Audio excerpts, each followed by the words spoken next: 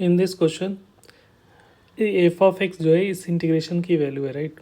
तो यहाँ पे इस इंटीग्रेशन को देखोगे तो यहाँ पे एक्स स्क्वायर है, ये एक्स स्क्वायर है और इसका डिफरेंशिएशन 2x दिख रहा है।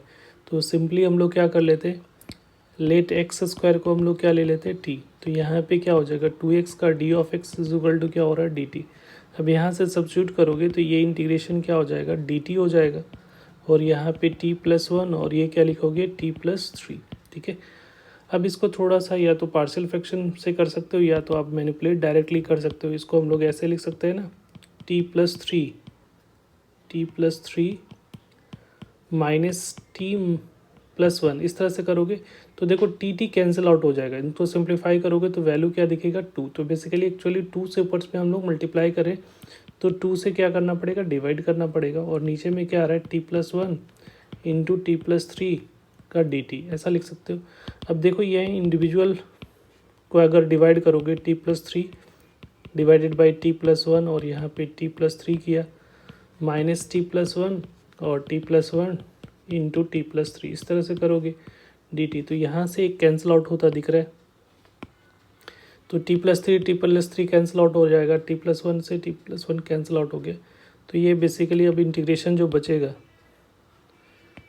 ये इंटीग्रेशन जो होगा 1/2 और ये क्या हो जाएगा ये 1/t+1 है तो इसका इंटीग्रेशन ln t+1 इस तरह से लिखोगे माइनस ये 1/2 सब भी दोनों में है तो ब्रैकेट ऐसा ले लेते हैं और यहाँ पे ln t+3 का मॉड इस तरह से लिखोगे प्लस c, क्लियर है।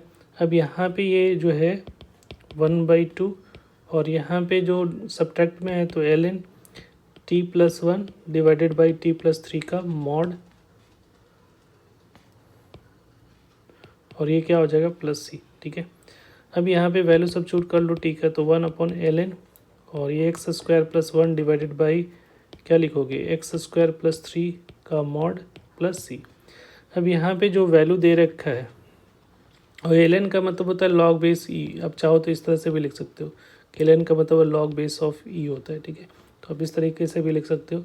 यहाँ पे वैल्यू क्या दे रखा है f3 पे वैल्यू जो दे रखा है दिस वन, तो f3 ये f ऑफ x हमारा निकल गया। तो f ऑफ 3 क्या हो जाएगा, f ऑफ 3 जो होगा वो 1/2 log बेस e ऑफ 3 का स्क्वायर करोगे तो 9 + 10 हो जाएगा। यहाँ x की वैल्यू 3 पुट करोगे तो 3 का स्क्वायर 9 + 3 12 हो जाएगा प्लस c। तो इसको सिंप्लीफाई करोगे तो 5 और ये क्या हो रहा है 6, ठीक है। तो इसको हम लोग क्या लिख सकते हैं और इसकी वैल्यू क्या दे रखी है 1/2 log बेस e और यहाँ पे जो वैल्यू आ रहा है वो 5 और 6 है।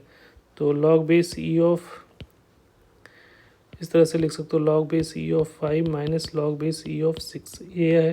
तो ये 1/2 अगर इसको भी लगाओगे तो log base e of 5 minus log base e of 6 ऐसा लिख सकते हो प्लस c। ये फार्मूला होता है बेसिकली log में कि log base e of m minus log base e of n होता है। तो इसको लिख सकते हो log base e of m/n and vice versa, ठीक है। अगर ये लिखा हो तो इस फॉर्मेट पे आप लिख सकते हो। अब यहाँ पे दिख रहा है कंपेयर करोगे तो इसका मतलब हो गया कि c की वैल्यू क्या होगी 0 होगी, क्योंकि c वाला पार्ट देखो ये तो कैंसिल आउट हो जा रहा है तो c की वैल्यू क्या आ रही है कि 0 हो जाएगी, ठीक है। तो c की वैल्यू 0 होगी तो अब हमारा फाइनल f ऑफ x क्या दिख रहा है 1/2 log base e of x² + 1 divided by x³ + 3 का मॉड प्लस 0। तो ये तो 0 हो गया। अब यहाँ पे वैल्यू जो निकालने के लिए बोला जा रहा है वो किसका 4 का। तो f4 की वैल्यू अब क्या हो जाएगी, तो f4 की वैल्यू निकाल लो। तो f4 इज इक्वल टू क्या होगा 1/2 log बेस e 4 का वैल्यू क्या करोगे 16 + 1 17 डिवाइडेड बाई और यहाँ पे हो जाएगा आपका 16 + 3 19 ये आ रहा है। तो इसको हम लोग लिख सकते हैं log की यही प्रॉपर्टीज़ लगा लो ये वाला इस फॉर्मेट से इस फॉर्मेट में। तो 1/2 बेस log बेस e और 17 minus log base e of 19। तो ये हमारा फाइनल आंसर हो गया जो कि किससे मैच कर रहा है log base e of 17 minus log base e of. तो ये हमारा जो करेक्ट आंसर आ रहा है दैट इज़ सी। तो C is the correct option. Thank you.